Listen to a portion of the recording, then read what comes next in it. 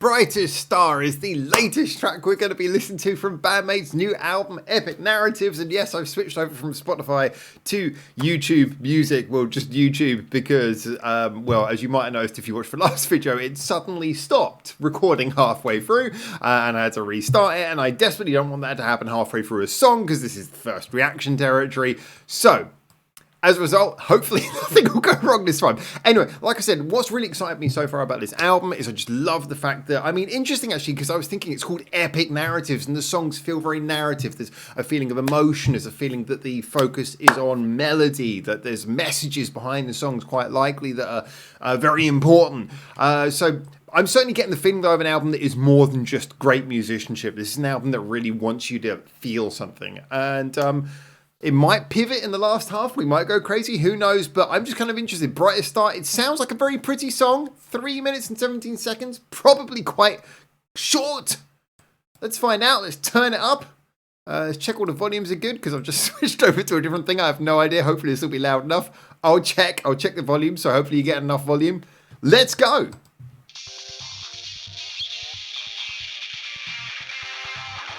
Nice build up. Let's give it a bit more volume.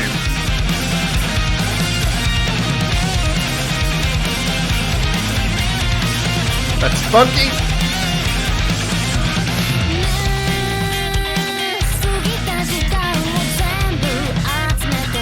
Oh. Getting a lot of dirty bass tones on this album.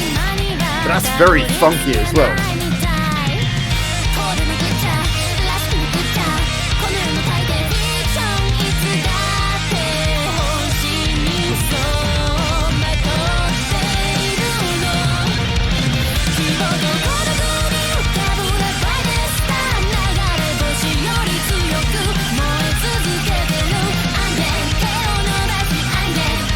That time signature change before the chorus was really cool. The chorus is a little bit like Maggie, but that's okay. It's very effective, very bouncy. I hope Psyche's got an instrument in this song.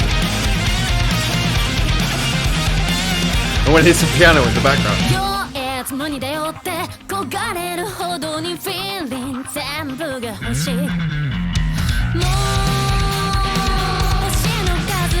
That's a big echo.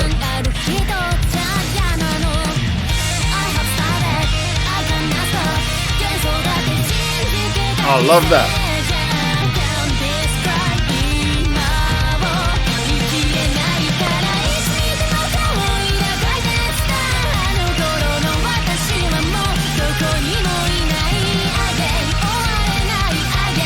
They always give her like these really catchy songs.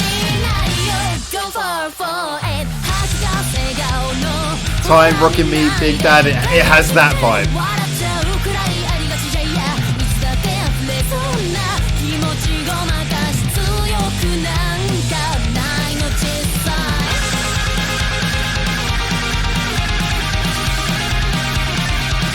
Are we going Tom Morello?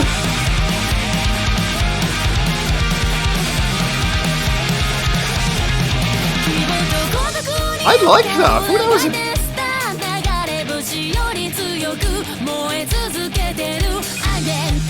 nice little pop punk breakdown. Come on, blasting into the final chorus. Key change. Yes. I didn't see that coming.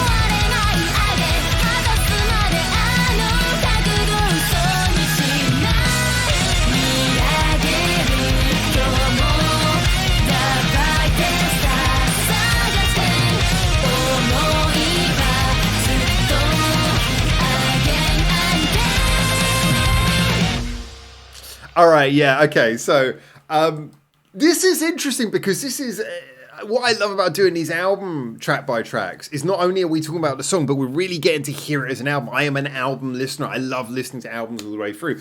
nothing wrong with playlists, but I prefer when you get to hear what the artist creation was, that moment when they were creating the songs and they were putting it all together, that period in their history, especially bands who craft proper albums. And so I really feel like we're listening to that at the moment. And this is interesting because if you take this in isolation, Brightest Star is definitely prime Miku territory. You know, I mean, like I say, it's not so much the Sayanaki Dori side of things. Beautiful song.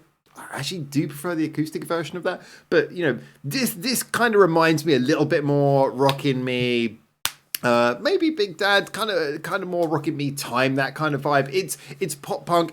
But the funny thing is in a weird way, this song feels much more in keeping with the rest of Epic Narratives. It's really weird because I hadn't thought about that. But this, you know, Epic Narratives does feel like an album at which Miku is more at home. And then this is not to say that Psyche is the more powerful singer and she is absolutely blasting on this album, doing a brilliant job. But it is interesting how this album does feel kind of inviting because it's very much based on those sort of catchy melodies. You feel a lot like, this is an album where a very Miku song fits in, and this is a very Miku song, but at the same time, like I say, the chorus has a little bit of a similar vibe to Maggie, the first song. Not so much as to be a problem, but it is interesting that there's a little bit of a similar tone to them both. Where the song separates itself, and that's also probably why it's a nice thing that it's a different singer. But where the song separates itself is that pre-chorus. I really love that pre-chorus. See, in my head, I'm thinking I would have loved it if they'd built a bit more of a bridge around that time signature as well and really lent into it. But maybe that would have been overdoing it. But I wanted more of that.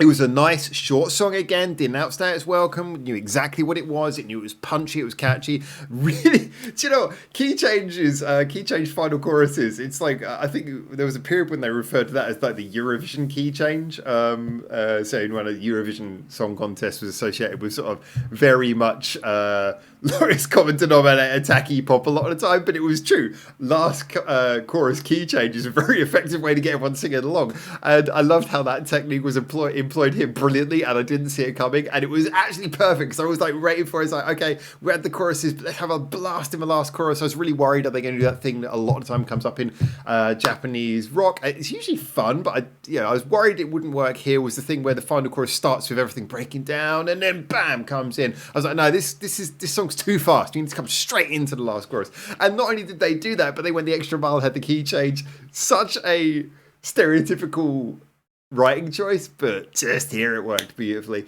This was joyful, great fun, really liked it. Not particularly a standout song in the album, in that, like I say, it's kind of reminding me of what a lot of the other tracks are doing. It's very much in keeping rather than separating itself, but it has enough little techniques and it's quick enough that it doesn't, it doesn't stick out in a negative way. It just feels like it's keeping the momentum of the album going, and that's great. I really like this.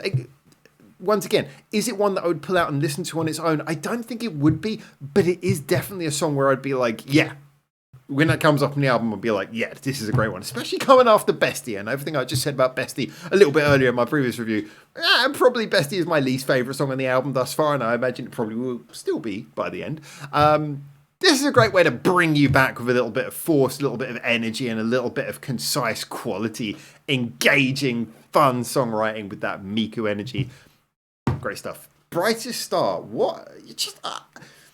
I think I'm getting what this album's about now. But this does bring us up to the halfway mark. So again, I'm excited. Are we going to get a pivot in the second half? Or are we getting an album of straight up melody bangers? Who knows? Again, love the fact that this album is balancing a focus on melody with emotional punch in enough of the songs that, they don't just all feel like attempts at throwaway crowd pleasers. They actually feel like they are anthems. They are, excuse me, going for the tagline here, narratives. Anyway, tell me what you think. I am looking forward to hearing your opinions, especially considering this is one of those non-Psyche tracks. Looking forward to seeing what you say in the comments. And until I hopefully see you very soon for the next one of these, which will be coming out very soon, which will be the next track, which again I can't see because I've got Spotify.